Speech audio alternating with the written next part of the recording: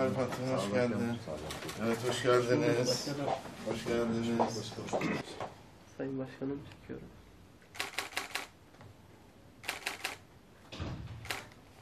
Kocaeli'nin İzmit'teki kapalı pazarlar, sağ olsun Nevzat Bey bu konuda çok duyarlı.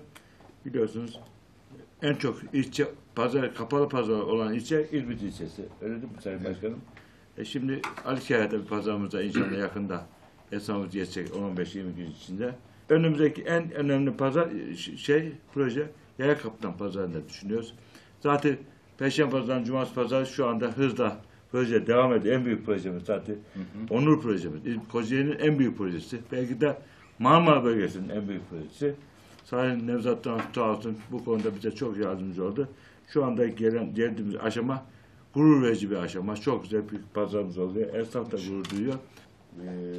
9 yıldır belediye başkanlığında en fazla yatırım yaptığımız, en fazla harcama yaptığımız yerler pazarlar diyebilirim. Yani üst üste aynı konuda yaklaşık zannediyorum 8 pazarımız oluyor Alikaya ile birlikte. Pazarlarımızla ilgili 9 sene öncesinden bu döneme baktığımız zaman kim ne derse desin dağlar kadar fark var. Doğru dürüst kapalı pazarı olmayan bir şehrimiz vardı. Yani Perşembe Pazarı'nda kapalı pazar ben kabul etmiyorum. Gerçek kapalı pazar şimdi yapılıyor.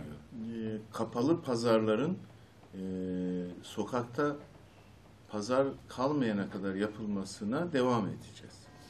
Bu anlamda sözlerimizin hepsinin arkasında durduk.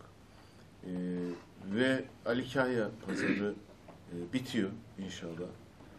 Onu da vatandaşımızın ve pazarcımızın hizmetine sunduktan sonra tabii ki diğer pazarları da planlıyoruz. Burada benim en çok başından beri üzerinde durduğum pazar pazarıdır ki yaklaşık 2,5 yıl önce sözleşmesini yapmıştık Milli Eğitim'le valinin huzurunda. Karşılıklı imzalar atılmıştı daha önceki valimizin döneminde.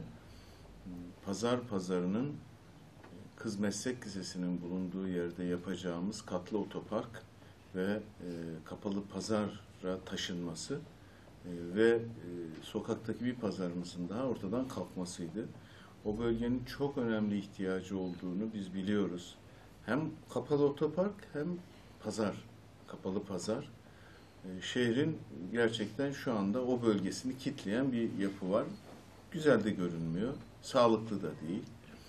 Yahya Kaptan Pazarı ile ilgili de yap işlet devret metoduyla hem otoparkı hem pazarı olan bir işletme projesini şu anda çalıştırıyoruz. Aslında daha önce biz bir çalışma yaptık ama projenin değişmesi gerektiğine inandık. Çünkü o bölgenin şartları ve ihtiyaçları değişti ve büyük bir proje, orası da büyük bir proje. Dolayısıyla yapılan iş hem kapalı pazar ihtiyacını hem de diğer o bölgenin ihtiyaçlarını da karşılayacak nitelikte olmasıyla ilgilidir. Burada en zorlandığımız yerlerden biri Yuvam'daki pazar yeridir. Yanda kapalı pazar yeri dururken pazarcımız, gerçi sayıda az ama olsun, sokakta pazar açıyor. Bunun geçmişteki nedenleri bellidir. Biz üzerimize düşeni yapmıştık. Fakat mahkemenin durdurmasıyla orada öyle bir sorunumuz yaşandı.